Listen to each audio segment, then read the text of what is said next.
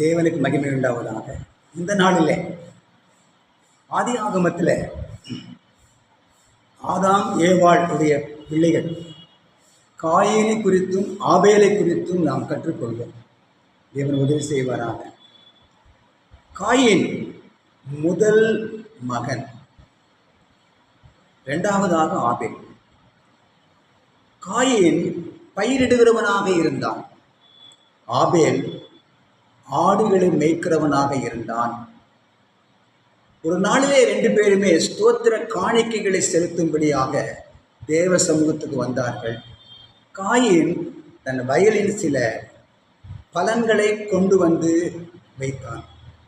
ஆபேல் தன் மந்தையிலே தலையீற்றுகளிலே கொழுமையானவைகளிலே சிலவற்றை கொண்டு வந்து வைத்தான்.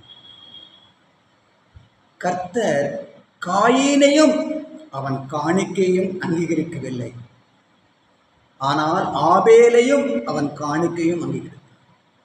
காயீன் காணிக்கை ஏன் அங்கீகரிக்கல என்கிற கேள்வி இப்பதில், காயீன் எரிச்சல் உள்ளவனாக, அவன் இருதயம் சரியா இல்லாததினாலே, தன் சகோதரன் மேலே ஒரு கொலை வெறி ஏற்கனவே அவன் இருதயத்தில் இருந்ததினாலே காயீனையும் அவன் காணிக்கையும் அங்கீகரிக்கவில்லை, ஆனால் ஆபேலையும் அவன் காணிக்கையும் அங்கீகரித்தான்.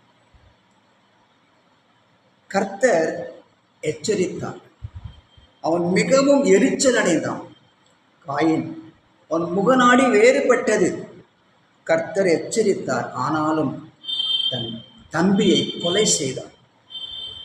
உன் சகோதரன் எங்கே என்று கர்த்தர் கேட்ட பொழுது, நான் அவனுக்கு காவலாளியோ என்று கர்த்தரையே மேலேயே கோபப்பட்டவனாய் காணப்பட்டான். கர்த்தர் அவனை சபித்தார். ஏனென்றால் ஆபேலின் இரத்தம் என்னை நோக்கி கூப்பிடுகிறது என்று சொன்னார். அவன் நிலையற்றவனாக அலைகிறவனாக இருந்தான். அவன் இரக்கம் கேட்ட பொழுது தேவன் அவனுக்கு கூட இறங்கி மற்றவர்கள் அவனை கொலை செய்யாதபடிக்கு அவனுக்கு ஒரு அடையாளத்தை கொடுத்தார். அவன் நிலையற்றவனாய் அலைகிறவனாய் இருந்து ஒரு பட்டணத்தை கட்டினான், நோத் தேசத்தில். அந்த பட்டணத்துக்கு தன் மகனாகிய ஏனோக்கின் பெயரை ஆபேல். எபிரேயர் 11ஆம் அதிகாரம் 4ஆம் வசனத்தில், விசுவாசத்தினாலே ஆபேல் காயீனுடைய பலியிலும் மேன்மையான பலியை தேவனுக்கு செலுத்தினான், அதனாலே அவன் நீதிமான் என்று சாட்சி பெற்றான். அவனுடைய காணிக்கைகளை குறித்து தேவனே சாட்சி கொடுத்தார்.